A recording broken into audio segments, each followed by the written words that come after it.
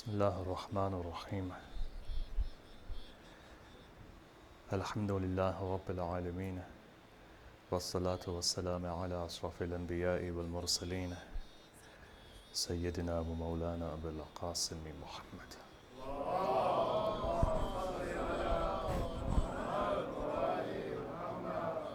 وعلى آل بيته الطيبين الطاهرين المعصومين المظلومين الذين أذهب الله عنهم الرجس وطهرهم تطهيرا.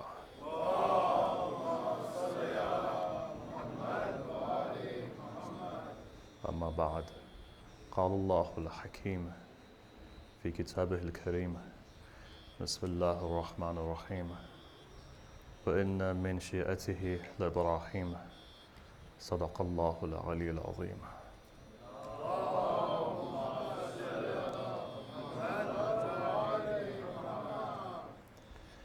A series of discussions have gone into its third night. Yesterday we began on a certain theme, and that theme's prevalent for anyone who wants to reconnect with the mission of Karbala. Karbala in and of itself is a university. Karbala in and of itself signifies ma'rifah. When Sayyidu Shuhada moved from Arafah and he comes all the way to Karbala, Karbala becomes Arafah, and Karbala becomes Mina, and Karbala becomes Safa, and Karbala becomes Marwa. What you find is that when 40,000 malaika ascend, that grave of Husain, Qabr al-Husain, becomes the Kaaba for those 40,000 malaika that come down. What is Kaaba? Allah doesn't physically live in the Kaaba. Kaaba is a place of tamarkus. So for example, for the angels, Adam was the Kaaba. Qibla becomes Adam. In the same way for mankind, we've been told to prostrate towards the Kaaba. Here you find that the maqam of the angels is such that Hussein himself, for them, becomes a place where they do tawaf, according to certain traditions. Why is that? Because Hussein's manifestation is the same nur that's found in Bayt al-Ma'mur. Karbala in and of itself is a movement of ma'rifah. Look, if you understand Hajj, you'll come to understand Hussein. What is Hajj? Hajj is the highest maqam that a person can reach towards gaining ma'rifah. The entire movement of Hajj, you find is symbolic of life. You go from the furthest plane and you come all the way to the central of locations. What does that symbolize? It symbolizes all of the maratib of wujud, that from the highest level to the lowest level, from the lowest level to the highest level, you find you come in the center, then you go back out again, and then you come back in again. The entire symbolism there represents inna lillahi wa inna ilayhi raji'un. It's a movement, you go out, then you come back in again. What is Karbala therefore? Karbala is also a movement, and that movement is of Sayyid al-Shuhada. If the Hajj is the Zahir movement, then the Batin of Hajj is Hussein. Batin of Hajj is Hussein. Only for a person who understands. Let me give you a tradition. Tradition goes like this. Hadith, it says, one day Amir al-Mu'mineen moves towards the Kaaba. Time was around about Hajj. It says when he's moving towards the Kaaba, everyone is standing there watching this young man pray. And this young man, you could see all the humility and the humbleness on his face. It says, Allahu Akbar, he begins. Tears are flowing from his eyes. People are watching him. Slowly he's reciting. He's shivering, he's shaking. Tears are dropping like pearls are. Amir al-Mu'mineen stands, everybody's looking. They're saying, look at this person's prayer. And at that moment, when he finishes, Amir al-Mu'mineen looks towards him. He says, oh person, tell me, do you know the secrets of prayers? The person looks up, he goes, Mawla, what's the secret of prayers? He says, oh, the best of creation, tell me, what is the secret of prayer? He says, do you know the ta'weel of prayers? He says, Mawla, I didn't even know there was ta'weel of prayers. He doesn't say anything. He continues with his prayer. Amir al-Mu'mineen begins to walk. As the Imam begins to walk, tradition says, some of his companions were there. They came running to Amir al-Mu'mineen, said, maybe that guy didn't ask, but we're definitely going to ask. What is the ta'weel of prayer? Imam replies, the batin of prayer is wilayah. What is it? Amir al-Mu'mineen. If wilayah is not understood, then your prayer cannot be accepted in the way that it should be accepted. On the one hand, you find Khawarij who prayed more than any other Muslim. Even today, those people who are blowing themselves up, what do they do it in the name of? Look at how they're praying, look at their beards and everything else. The reason why they're empty and the reason why they're destined towards failure is because they've not understood the balance. And the balance only comes with the Wilayat of Amir al-Mu'mineen. It makes an animal into a human being. And even that's wrong to say. Even an animal will complain, look, we had some form of wilayah within our heart. That's why we submitted when Amir al-Mu'mineen walked. Right? It makes a human into a human being. Otherwise, what is the difference between Satan and what is the difference between man? Think about it. What did Satan reject? Ultimately, Satan rejected the wilayah of Adam. Something greater than that. What does Allah say in the Quran? وَنَفَخْتُ فِيهِمْ مِنْ رُوحِي. When I blow a part of my soul into Adam, prostrate. What was he blowing? Hadith says, حَقِيقَةَ مُحَمَّدِيَّة. Nur of Muhammad was going into Adam. That nur has 5 manifestations to it. When that nur goes into Adam, the angels are told, now prostrate. What do you find? You find the person who doesn't prostrate is what? His manifestation is seen as Yazid, in Siffin, in Jamal, in Nahrawan, in Badr, in Uhud. What are these people? Those are those people who go against the Wilayah of the Imam alayhi salam. Those are those people. What was Shaitan? First person. It wasn't Adam he had a problem with. It wasn't Adam. What's Adam in front of him? When Allah blew and that consciousness came and that nur shone. What's that nur? Think about it. That nur is the nur of wilayah that was passed from prophet to prophet to prophet to prophet. Saves a prophet. Look at it and see. It's in front of you. Where the nur of wilayah is, you find there's nothing that can shake them. There's 2 examples that come to mind. Musa goes in front of Fir'aun. What happens? Praise to Allah. Rabbi sharah li sadri. Praise. Expand my chest, my tongue, my back, my wazir. Right? It's in front of you. When Ibrahim goes in front of Namrud, you find Ibrahim doesn't shake. Why? Ulama have said, nur of Muhammad was coming through him. That what prevents a person from shaking. So imagine if one is connected to the light of Husain in this era. You've got Zamane Awwal, right? Remember we said yesterday, Zakaria is in the Mihrab. What was it? The first of Muharram. What was revealed? Look at the tradition. Go into the Quran, open it up. What's revealed? Qaf ha ya ain sad. What is that Kaf ha ya ain sad symbolic of? The Kaf in itself is symbolic of Karbala. The entire huruf here which are mentioned give the entire story and movement of Karbala which was revealed upon Zakaria. That's when Zakaria became Zakaria. Came to understand. Dua becomes mustajab. Why? These huruf. This is why. Ulama have said, whenever an enemy tries to overcome you, recite these hurufs 903 times. For example, Allah will destroy your enemy, move your enemy away from you. And if there's ever a haja within your heart, remember, Kaf ha ya ain sad symbolizes Zamane Awwal. That's Karbala. But the second Karbala that's about to come, with Imam al-Zaman, is symbolic within Hamim ain sin qaf.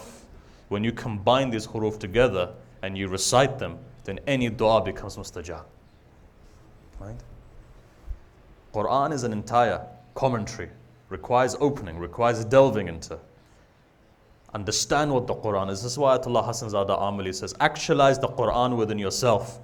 Every verse of the Quran that you actualize, you move a stage up within heaven. You move a stage up within Alam and Wujud. You're moving. If there are 1,400 odd verses, for example, you are moving stage by stage. You are going from one level to one level for the power of the Quran. That's what's important. This is why Rasulullah says, Inni tarakun fikum athaqalain, kitab Allahi wa itrati ahla bayti. Right? 2 things.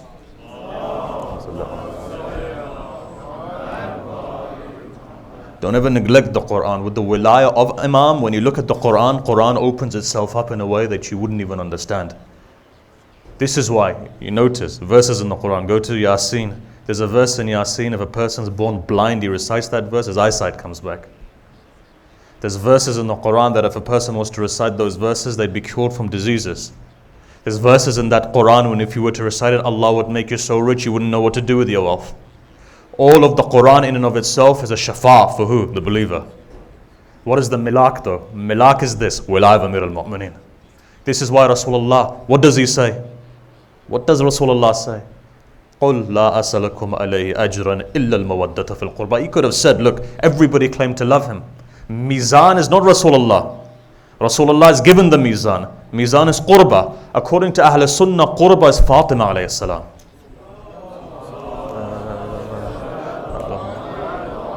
Jalaluddin Suyuti writes, right? He says, Qurba is Zahra. I want to ask Jalaluddin Suyuti, could you tell me who Zahra was upset with? The Mizan is Zahra. Qurb. Qurb to who? Go. Look. Develop the discussion forward. What do you find? Ahlul Bayt needs to be there. Quran needs to be there. Quran can't understand without Ahlul Bayt. Look, Quran itself says, for some people I guide, for others I misguide. You've got a lot of misguided people in the world who read the Quran and do very stupid things. Right? You don't see them shaking mountains. What do you find? They're doing other things. Quran is a guidance for some people, is a misguidance for the other.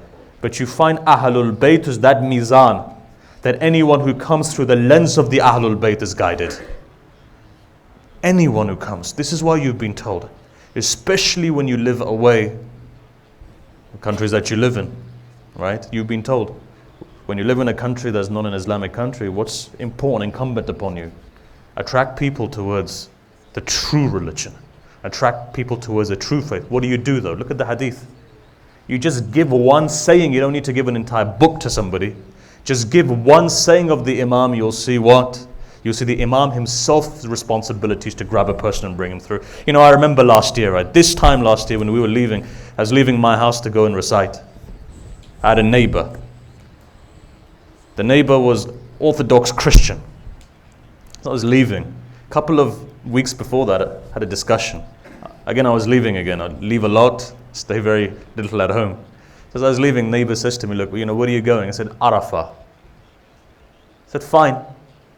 I met the same person back again on the 1st of when I was leaving, just on the 1st of Muharram. Before that, I met this person. They said, look, you know, we don't know anything about Arafah, but said I went and Googled it. I came across a dua, a prayer. That prayer was the prayer of some person called Husaini ibn Ali. But it's not something that happened 100 years ago. There's something that happened last year. This person says to me, I started reading this prayer. When I read this prayer, it had such a profound effect on my heart, tears started coming into my eyes. After that, I decided, since I was an artist, I decided I wanted to paint. So I decided to paint. And I painted, and I painted, and I painted. Says, I want to show you something before you go. Went inside, had been 2 or 3 weeks. Went inside, saw a picture, looked at the picture. I said, that looks to me like Sayyid al-Shuhada. You feel it, right? Obviously, it wasn't the real picture. Nobody knows how he looks like. But from the heart, this person painted. Anyhow, I left it and I went. After Ashura, just before Arba'in, came back again. Same person says to me, I want you to come in and see this painting. Came in and saw the painting. Again, it was developed. This person says to me, wherever I've been with this painting, everyone comes and asks me who this beautiful person is. And the only thing I can recite is, only thing I know about this person, his name is Hussein and he was martyred in Karbala. This person, 3 months after that, Fatimiyya comes along. Again, I see this person, says, can you come in? I said, what's happening? Says, again, I'm trying to paint this picture. Hasn't been finished. Oil painting apparently takes days to dry. Again, they said something to me. They said, ever since I read about the tragedy of Hussein, there's a burning feeling in my chest that until those tears don't come into my eyes, I don't feel quenched. At that moment, I sat down, put my hand on my head, and I said, I just remembered one thing. إِنَّ لَقَتْلَ الْحُسَيْنِ حَرَارَةً فِي قُلُوبِ الْمُؤْمِنِينَ. I said, I don't know who a mu'min is, but here I can see an Orthodox Christian crying over Hussein. Why? Because the impact hits the heart.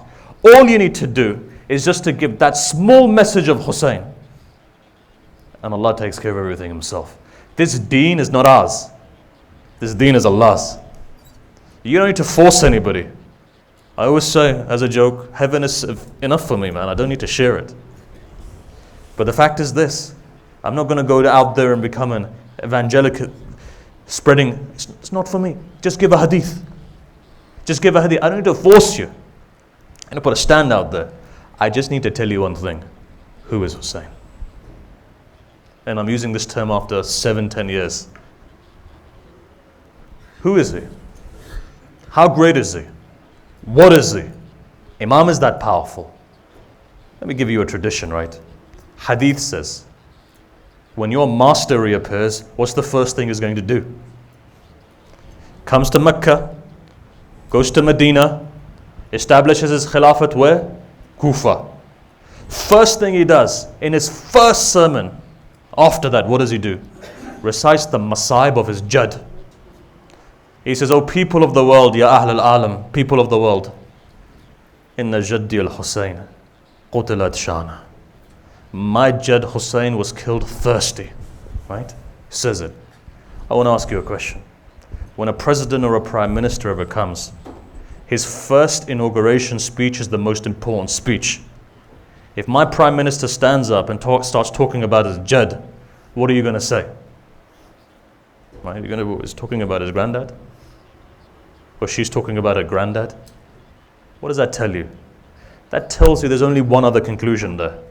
And the conclusion is this: your youth will have done such a systematic work that every single person on this planet will know who Imam Hussein is.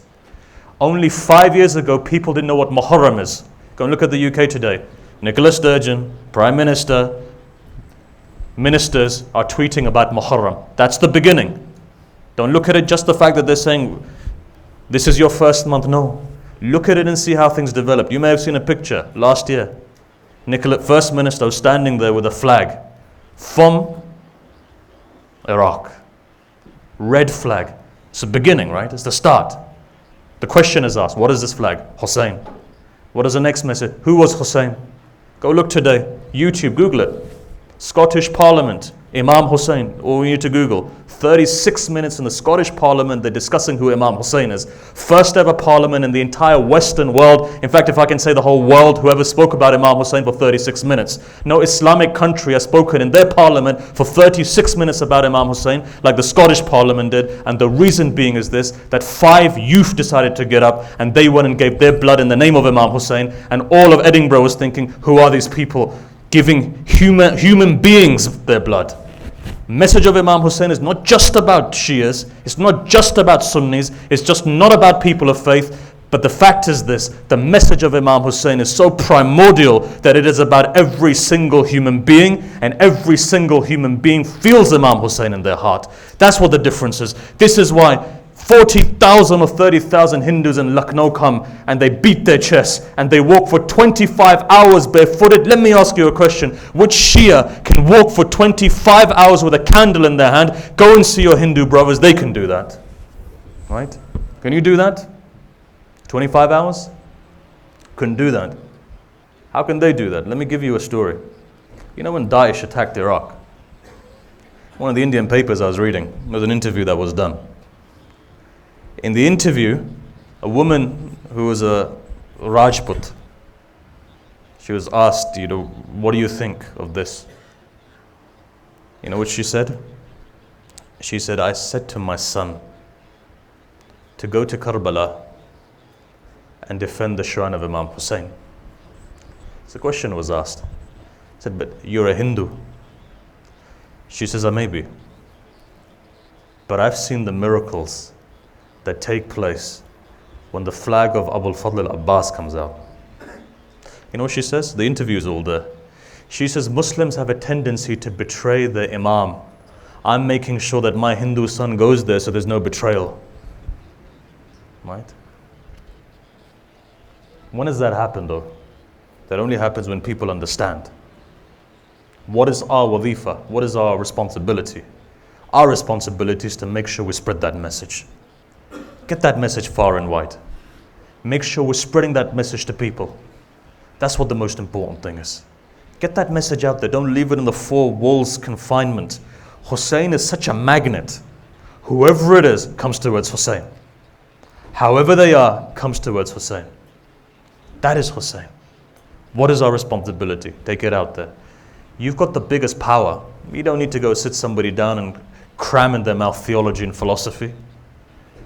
World doesn't convert because of theology and philosophy. Human beings convert. Why? When heart touches heart. It's a movement of the heart. What did Imam Hussein do? In Karbala, the biggest living miracle took place. Islam's biggest living miracle is what? Quran is a miracle, yes, timeless.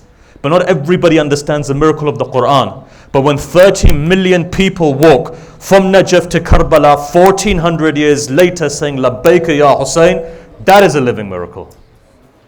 Tell me. 1400 years later, you can't even remember your great-grandfather's names. $100 for anybody who can right now tell me who their great-grandfather's name is. In the panic, you'd probably forget.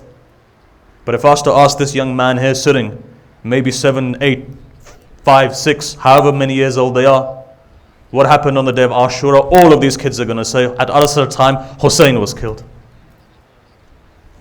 Have you ever seen Hussein? Do you know how tall he was? Do you know what he ate? You know nothing aside from what's written in the books. You read from a book about Hussein, but what is it about Hussein that connects into your heart? Truly, Imam Hussein created an inqilab. Inqilab goes back to qalb. The power of Hussein's movement was such, he didn't go to topple any government, that wasn't his aim. You know, when people talk about the fact that Hussein went as a politician, Hussein went to topple a government. If Hussein wanted to topple a government, he would have toppled a government. He's the son of Zahra. If Hussein wanted to go and take Yazid out, he would have taken Yazid out.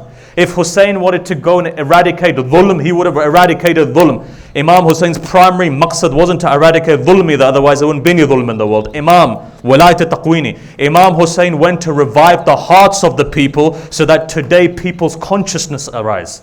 Today you see that. Even you sitting here today, you can feel the power of Imam Hussein. All you need to do is look into your heart. 1400 years have gone, but I guarantee you this. If you were to look into your heart, you can feel the power of Sayyid al-Shuhada within your heart. Why is that? Because Hussein is alive today and Yazid is dead today. Right. Recite a salawat and come forward, please.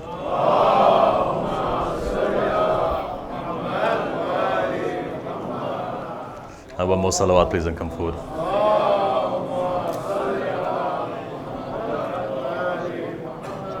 And one more salawat, please.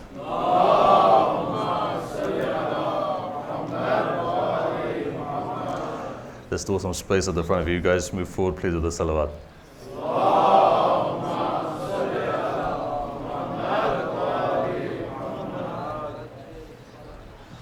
And just slightly move forward, please. Otherwise, the brother's going to come out and indicate. So please, you can move forward.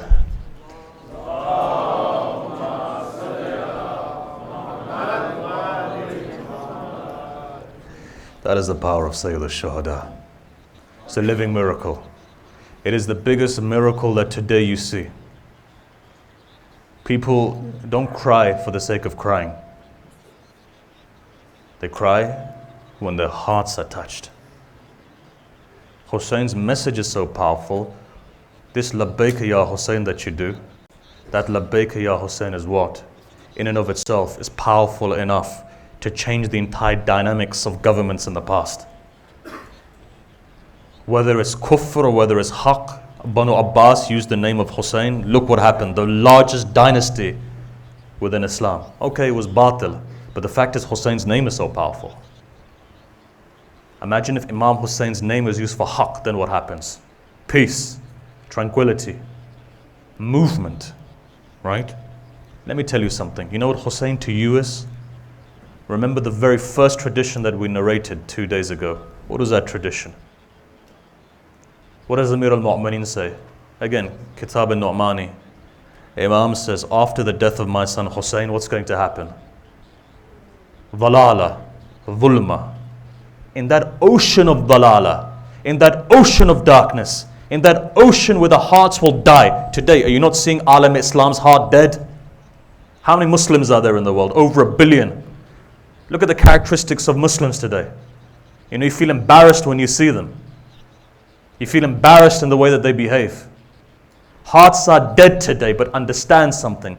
Hussein is the manifestation of Al-Hayy, the name of Allah. Hussein revives the hearts of the people. This is why Muharram is important. This is why the culture of Ashura is important. This Ashura, you don't understand, we don't understand. But the power is this. Today, if your children are guided, it's because of Hussein. If your grandchildren are guided, it's because of Hussein. And if you're guided today, it's because of Hussein. What brings you to this is what? Well, you know what the ulama have said? When you come to the Majlis of Hussein, كَأَنَّهُ, it's like you're under the dome of Sayyid al-Shuhada. Why? Two qualities of the dome of Sayyid al-Shuhada. One, dua becomes mustajab. Second, you're at home. Under the dome you can pray full. But what is home? Home is a place where the heart's at peace. Let me ask you a question. For all of you sitting here, isn't your heart not at peace today? Even when you go outside, maybe trials and tribulations of life may cause pain in your heart. But the minute that you come to the Majlis of Husain, ask yourself a question. Where's your heart? What do you feel? A relationship between the Imam is the relationship between the Imam and the heart. Look, we're just starting our discussion. I'm trying to finish what I started yesterday. But I'm going to say something to you. One day Amir al-Mu'mineen, right? Look at the Imam. Amir al-Mu'mineen teaches us certain things. Amir al-Mu'mineen teaches us the ability of the heart to connect with hearts. Remember, his companions would sit with him. He would sit silently, transfer the knowledge from heart to heart. Is that possible? I'll give you an example. All of you have heard the name of Ayatollah Bahjat, right? Ayatollah Kashmiri says, Ayatollah Abdul Karim Kashmiri was one of the greatest urafa living. One istikhara of his, if you ever saw you take out a bead. He pulls out a bead, he'd recite the verse of the Quran, then tell you 54 outcomes. Student of Qadi, Ayatollah Kashmiri says, I was playing football, soccer, in Najaf, was playing with the kids. I must have been about 9. Ayatollah Bahjat was 14. He comes towards me, he says, brother, this is not for you.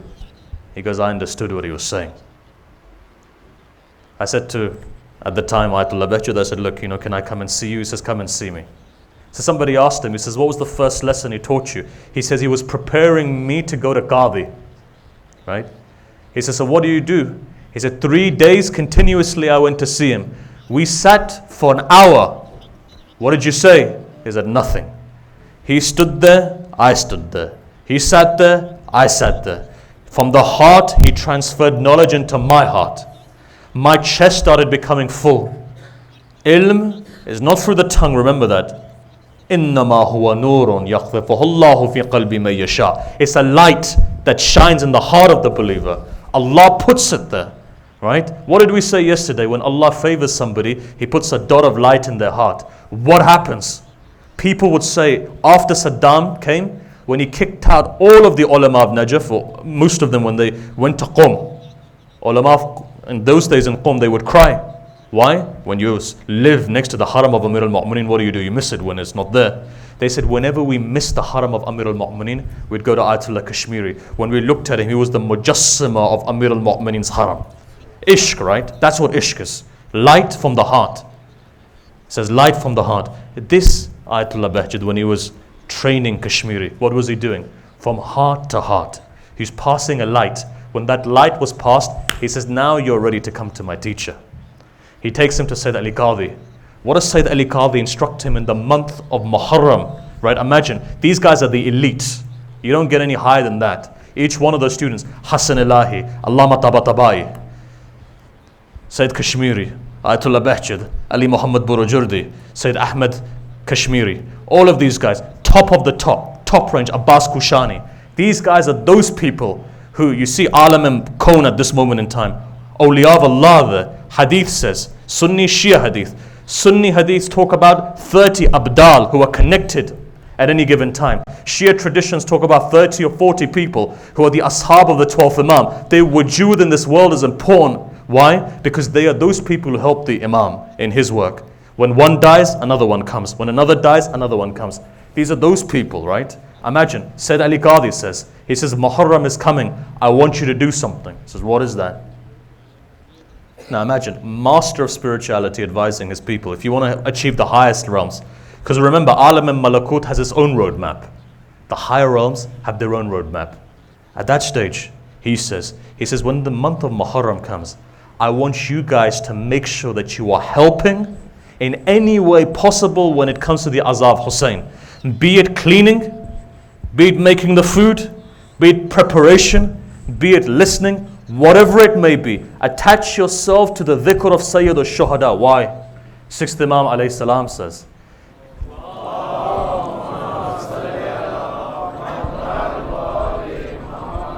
He says, attach yourself. Attach yourself to our dhikr. Why? Because we come to your dhikr. Imam comes. What is Muharram? Muharram is just that. If you want to develop that connection, the first stage of connection is service. So let me give you a story. This is where it starts. There was one companion of the fifth Imam, Abu Harun, very famous companion. The thing was, he was blind. Right? Blind. They said the fifth Imam's time, Abu Basir. In every way, Abu Basir was Basir. Basira, very famous. 16,000 traditions from Abu Basir. Even within the Sunni corpus, you find traditions from Abu Basir.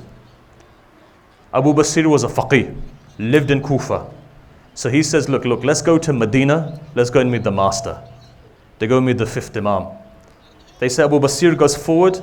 Abu Harun is coming. He had a stick, he was coming. He says, when the Imam was sitting there, the fifth Imam, he says, Abu Basir, I want you to do something. He says, what is it? He says, can you stand next to the door?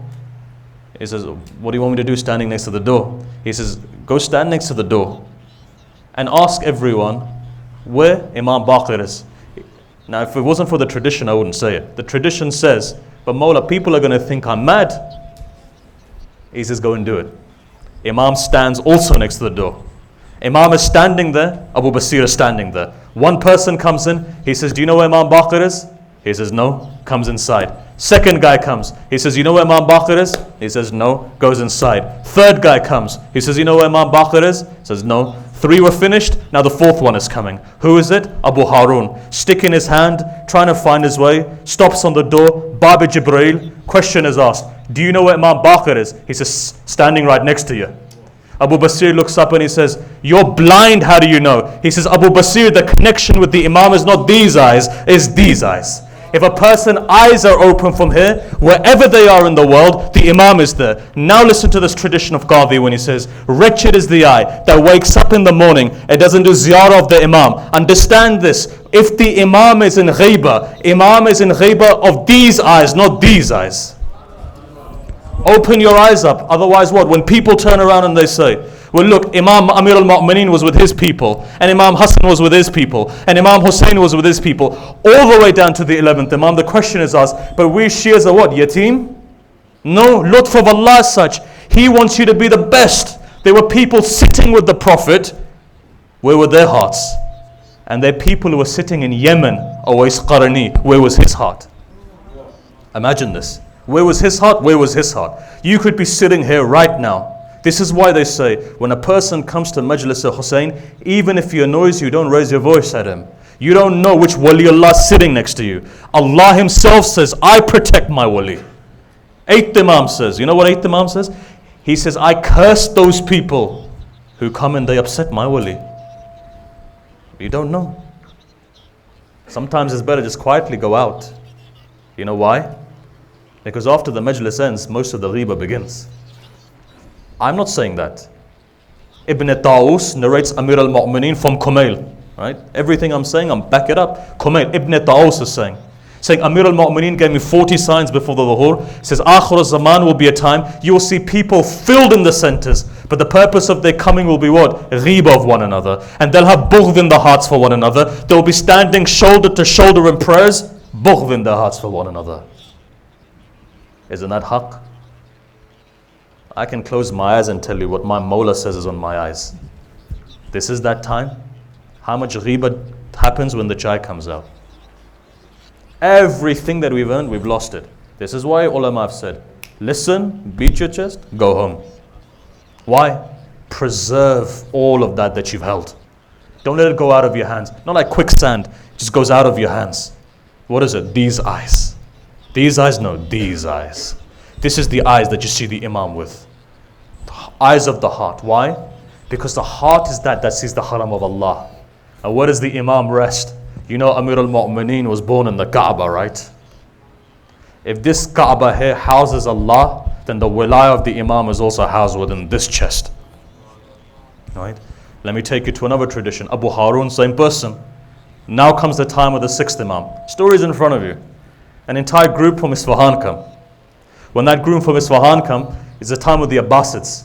They come to the 6th Imam, they say, Mawla, we are your Shia. He looks up and he says, are you Khalilullah? He says, Mawla, what do you mean Khalilullah? He says, haven't you heard of the verse of the Quran? وَإِنَّ مِن شِيَئَتِهِ لَإِبْرَاهِيمَ. He says, Ibrahim was our Shia. Are you Khalilullah? He says, but Mawla, we're ready for you. You just give us the hukum and we're going to go and we're going to fight for you. He said, let's sit down for a minute. He says, can I ask you something? He says, yes. You see that tandoor? He says, yes. Can you jump inside of it? The guy looks up. He says, Mawla, we're here to fight for you. He says, well, then jump in the tandoor. He says, it's Abu Basir was walking in. He says, Abu Basir, jump in the tandoor. Abu Basir comes straight into the tandoor. Imam puts it on the top. They begin to talk.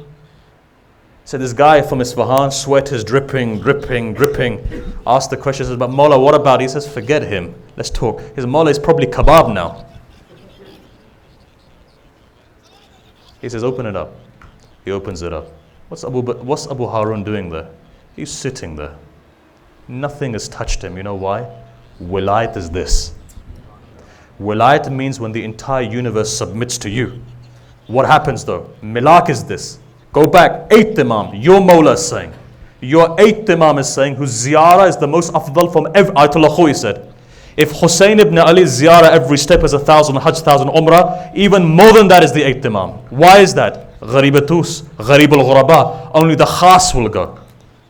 Only those people who are the khas will go. That 8th Imam of yours says what? Your 8th Imam turns around and says what? What does he say? Look at the tradition.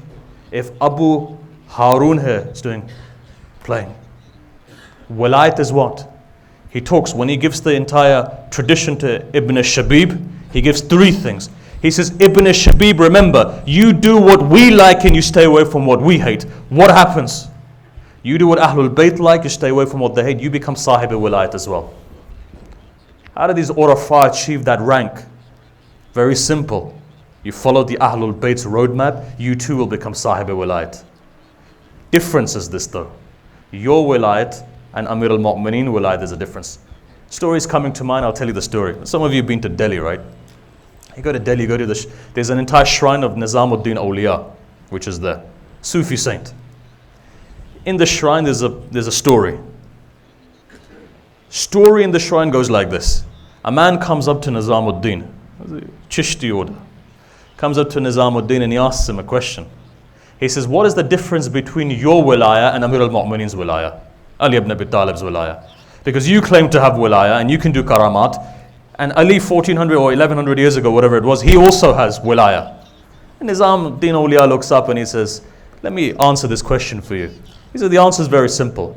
You know when you go into the court of a king and you sit down on the table of a king and the king says, let's have dinner together. And the king eats and you eat. The very difference is that the king eats his own food and he gives his food to whoever he wants to give it to. We eat from the food, but we know the food is the king's food. Wilayat is Amir al-Mu'mineen's. Whoever he decides to give it to becomes Waliullah, and whoever he takes his wilayat from becomes Lanatullah. That's the difference, right? Ali's wilayat is important. So let me take it further. What does here Ayatollah Bahjuddin say? Somebody came to him and they asked him. They said, you know when you talk about salah, prayer, which prayer is accepted? The one with 100% focus? He says, listen, 100% focus is for Amir al-Mu'mineen, not for me and you. For you is to pray awwal waqt. Why? Then he continues and he says, if you pray awwal waqt, I guarantee you taqweenan, his words were, you will reach the highest levels. In 40 days you start seeing a difference. Why do problems befall a person? Many people ask, they say, look, we're fallen into problems. 90% of those problems are because of our own causes. And we blame it on Allah and say it's a test from Allah. Tests from Allah are there to elevate the maqam of a person. If a person's maqam is not being elevated, it's the sins caused by us. But the best way of alleviation of that is if a person prays awwal waqt. I'll give you an example. Ayatollah Bahjud would say, it's like lemon. The longer you leave it, the more bitter it becomes. Your prayer becomes heavy the longer you leave it.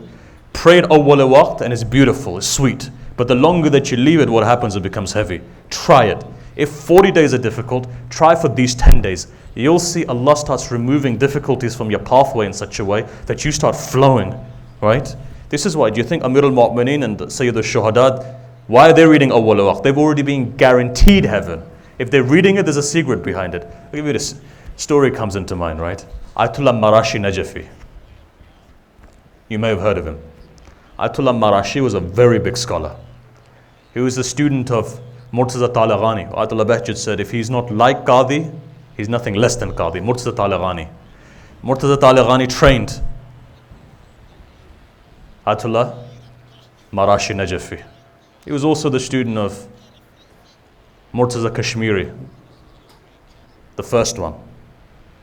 Ayatollah Marashi says, he says, look, you know, one day I was sitting in the haram of Ma'asama Qawm. Now, Ayatollah Marashi is a big figure. And he says, as I was sitting there, it was a time for prayer. So I prayed and a young man comes in. He must have been about 18 or 19. And I was watching him pray. He stands there, Allahu Akbar, and like a train, bang, bang, bang, bang, bang. Right? Finishes his prayer. Literally 1 minute had gone, bang, bang, bang, bang, bang, finishes his prayer.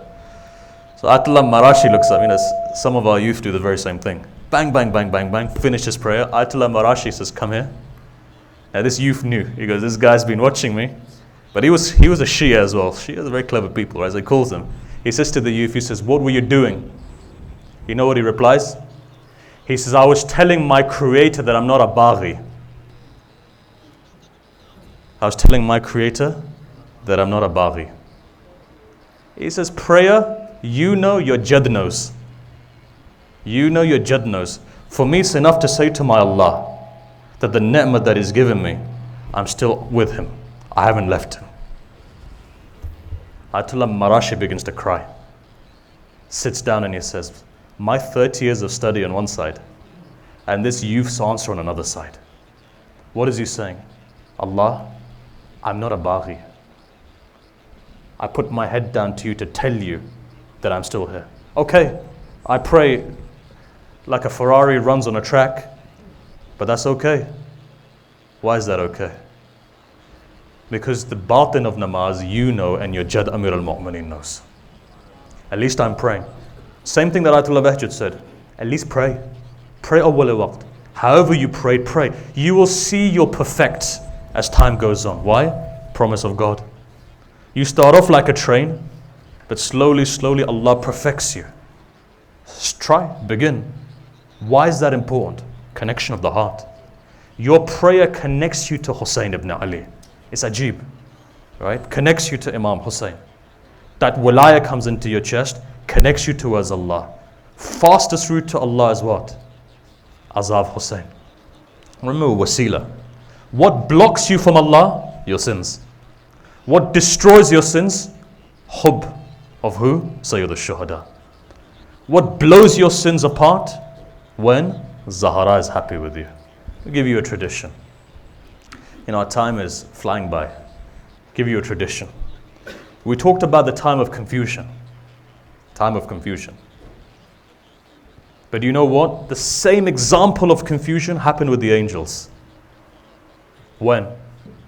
They say that when Allah said, Inni ja'ilun fil ard al-khalifa. I'm going to create a khalifa on this world.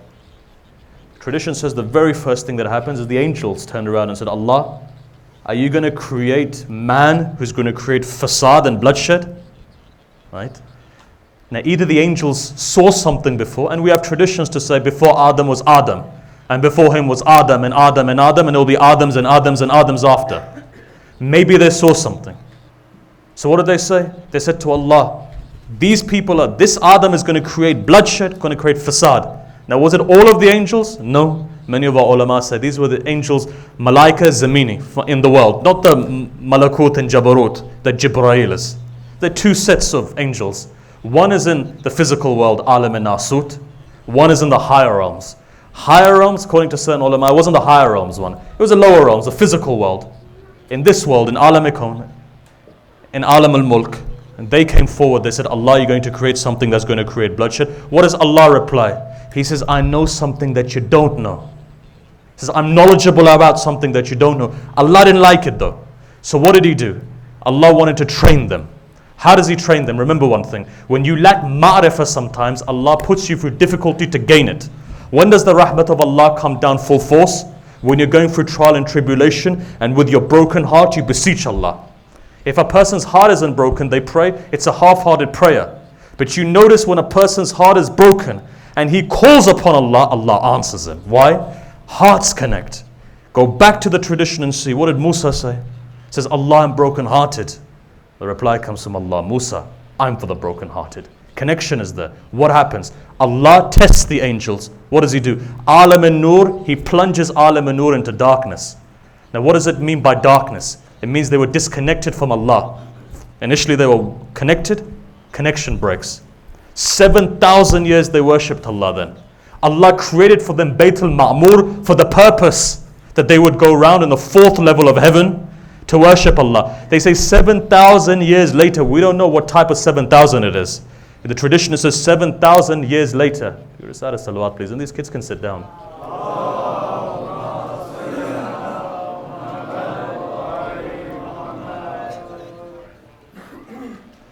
So an army of children just walked in. Let's add another salawat please.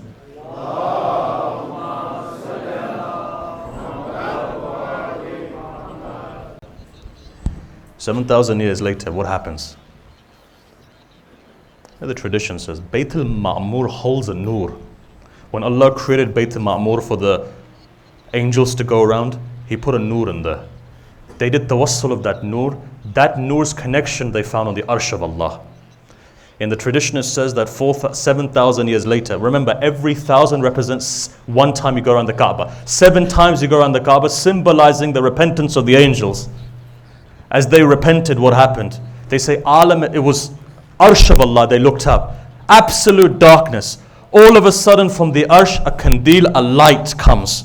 From that light, a light shines. When the light shines, the entire emporium and the entire Arsh of Allah lights up. Angels go into prostration. They say, Allah, what is this light? He said, you've been taking tawassul by certain names. Says that this light that's shining, the kandil is from the nur of Fatima. And the light that shines is the light of Husain. Understand this. What is Husain? Misbah al-Huda was Safinatul Najat. If in the darkness 2 wasilas come of Zahra and Husain, then imagine this, in this day and age there are 2 wasilas which are important to take a person towards Allah, and that is Zahra and Husain. In this world. Look, I'm going to close our discussion there.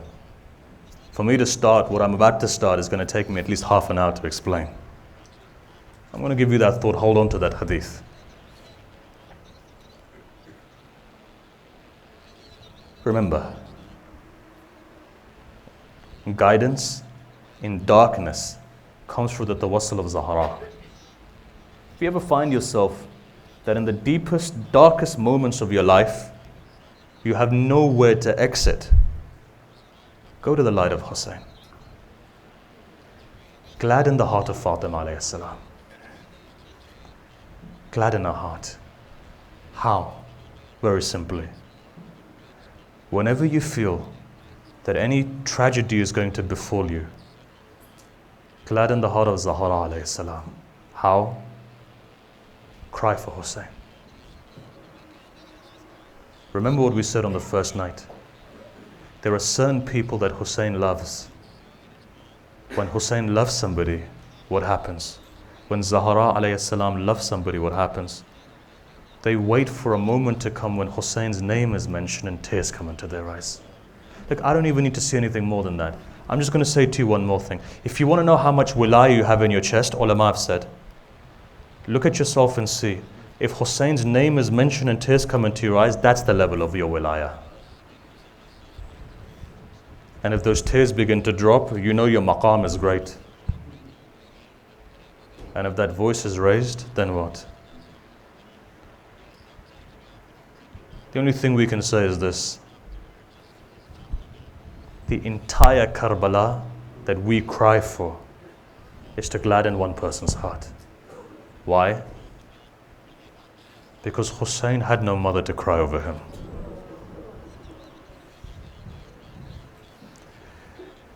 They say, well, somebody asked Imam Sajjad once.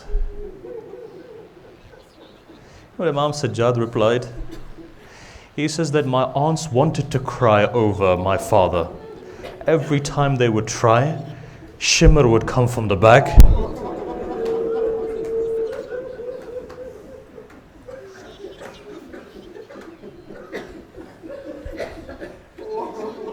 May Zahra accept your tears.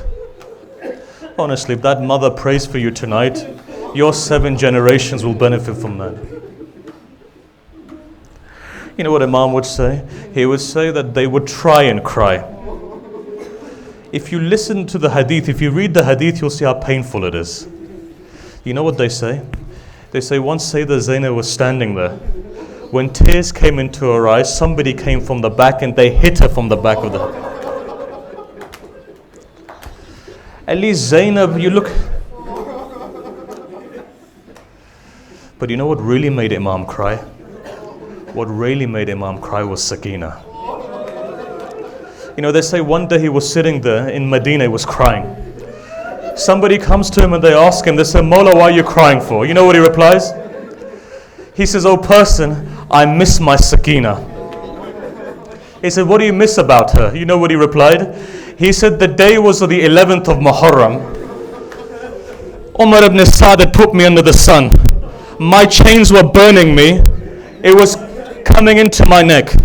As I said, my 4-year-old thirsty sister comes with water. She puts the cold water upon my chains. She doesn't drink herself. When I looked at her and I said, why don't you drink this? She says, brother, I can see the pain that you're in. Says, Mawla, what else do you miss about Sakina? You know what he replied? He said, when they made me walk over thorny bushes, when the thorns went into my feet, I would say, my arms were tied behind my back. My sister would come say, brother, what happened? He would say that there are thorns in my feet. My young sister with her small hands used to pull out the thorns from my feet. But when Shimr made my sister walk over thorns, and she would say, my arms were tied behind my back. I couldn't take out those thorns.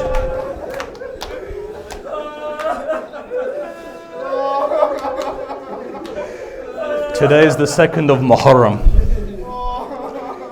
The caravan of Husaini is coming to Karbala today. This is that night. You know what the tradition says? Tradition says as Imam Hussein comes to a piece of land, all of a sudden his horse stops. He changes his horses, the horses don't go. Imam gets off the horse. As he gets off the horse, they say that Zainab comes running, Sayyidah Zainab. She says, brother, let's leave this place. He says, why? He says, your Sakina was sitting on the floor, dirt was going into her hair. As dirt was going into her hair, she says, I was smelling this dirt and your blood was coming from this dirt. Imam Hussein says, call the inhabitants. Look, I'm going to recite slowly. You take a deep breath. Continuously crying is only Imam Zain al-Abidin's job. But remember, whenever your heart breaks, ask from the tawassul of Hussein and see how Zahra accepts your du'as. Calls a person over, he says, what is this land? Some person says Nainawa, some person says something else. Continues, eventually gets to a stage where one person says, Karbin wa bala. In one tradition it says, Imam looks at the ground of Karbala, says, after today you won't be Karbin wa bala anymore. When my blood falls on you, your floor will become shafa. Dirt will become shafa. You know, somebody asked a question. They asked a marja, they said, why is it that up to 1 kilometer away is khak shafa? He began to cry, replied, he said, because Hussein's blood was scattered up to 1 kilometer away. Right? 2nd of Muharram. Furat is there. Imam Hussein says to Abul Fadl al-Abbas, he says, put the tents next to the Furat. Abbas, you stay here. He says to Imam Zain al-Abidin, you go to the far side. Imam Zain al-Abidin comes forward. He says something. He says, Father, my ghayra can't take it that my aunts are here and the army of Yazid is just on the other side. Again, Hussein has tears in his eyes. Eventually they moved their tents. It's in front of you, right, what took place. I'm not going to recite the whole thing. I'm going to recite to you a part. From the 2nd of Muharram, there's another person called Hur who's there as well. Remember what I said at the very beginning. Love of Zahra ascends people. Love of Zahra. Tradition says, when Sayyid al-Shuhada was coming to Karbala, Hur comes to Husayn. As he's going towards Kufa, what does Hur do? Comes to Sayyid al-Shuhada, says that my army is thirsty. We're thirsty. What does Imam Husayn do? He says, Abbas, get the water and give it to them. After them, he says, take the water, give it to their animals as well. Everyone drinks. Husayn now wants to go towards Kufa. What happens? Hur comes forward, grabs the horse of Husayn with his hands. With ghadab looks at Imam Husayn. What does Imam Husayn say? He says, may your mother have been deprived of you. What does Hur reply and say? He says that had it been anyone else, I would have replied to them. What can I say? Your mother is Zahra. Why did Husayn say that? Husayn knew that even if Hur had repented for 300 years, Husayn knew Hur wouldn't have reached where he needs to reach. What happens? Understand this. Hur had respect for Zahra. You have love for Zahra in your heart. If respect for Zahra can make Hur alayhi salam, then your love for Zahra can take you somewhere else. What is this? Goes into the heart of Hur, pulls out that love. What is Imam Husayn saying? He's saying, Ilayya, Ilayya. Come to me. Come to me. Hur, come to me. It's calling Hur. What happens? That revolution in the heart of Hur begins to move. 9th of Muharram comes, I'm accelerating. 9th of Muharram comes, what happens? Hur is worried. Hur is worried. Umar ibn Sa'd says, Hur, I've never seen you worried like this. Shibr is looking, Hurmala is looking one by one. Night of the 9th comes. They say Hur is between heaven and hell now. It's moving. He can hear the thirst coming. Al-atash of the children. You know what the tradition says? Hur looks towards his son. He says, son, I'm going towards Husayn now. He says, why, father? He says, what am I going to say on the day of judgment if that mother asks me, Hur, what did you do? He says, father, if you're going to heaven, take me with you as well. He says, son, if we're going to go, tie my arms behind my back. He says, father, why? He says, because I grabbed the horse of Husayn. He says, tie my eyes as well. He says, father, why? He says, because I looked at Husayn with a ghadab. Take me like a slave goes.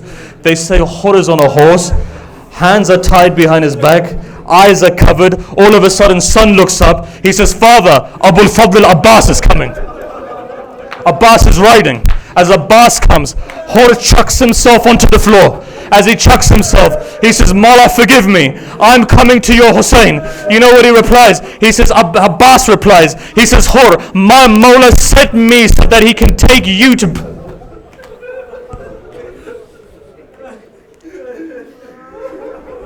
Abbas takes Hur. You know what Hur does? Hur chucks himself onto the feet of Imam Husayn. Imam Husayn takes both of his arms and lifts him up. Unties his arms, unties his eyes, hugs Hur. Hur begins to cry, falls on his feet. He says, Mawla, forgive me. He says, why? He says, when I grabbed onto your horse, I could hear Zainab crying. Says, forgive me. Mawla, forgive me. You know what Imam says?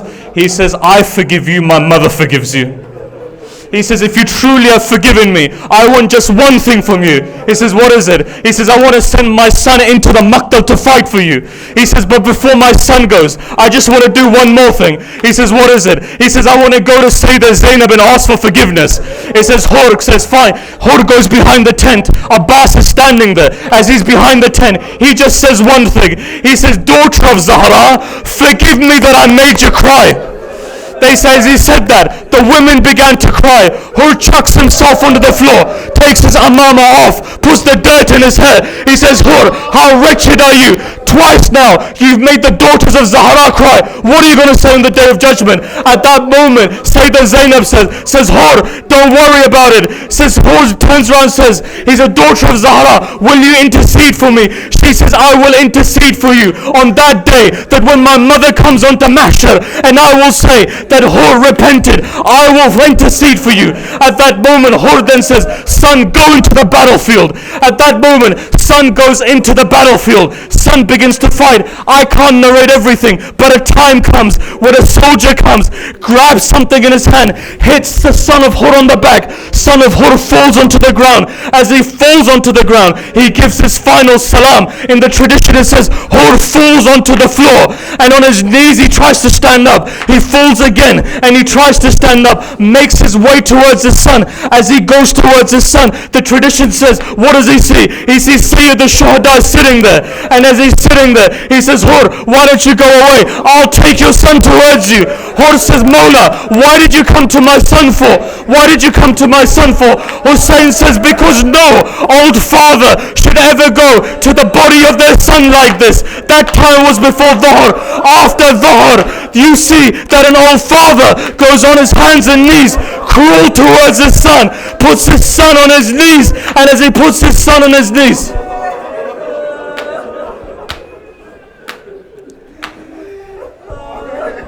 Inna lillahi wa inna ilayhi raji'un. For the sake of Muhammad and Ali Muhammad, may Allah accept our worship today.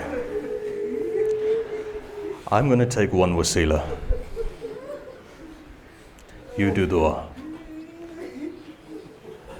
In the way that Hur repents to Imam Hussein, Mawla, forgive us if we've not been able to give condolences to Zahra in the way that we should.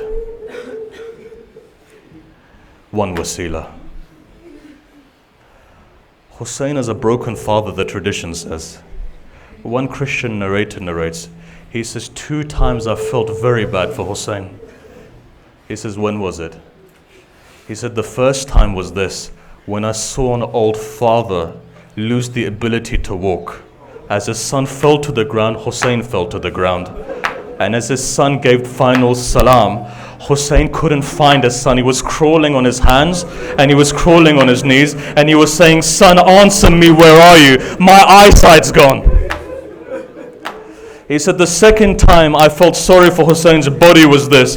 He says that when Shimr was walking and his 4-year-old girl was standing in the maqtal, he says Shimr with his hands slapped Sakina in the face so hard that she began to spin. She fell on the floor. She fell on the floor in such a way. 40 days later, when Hussein's head was brought to Sakina, the first thing Sakina says is this: Father, forgive me that I stutter when I speak.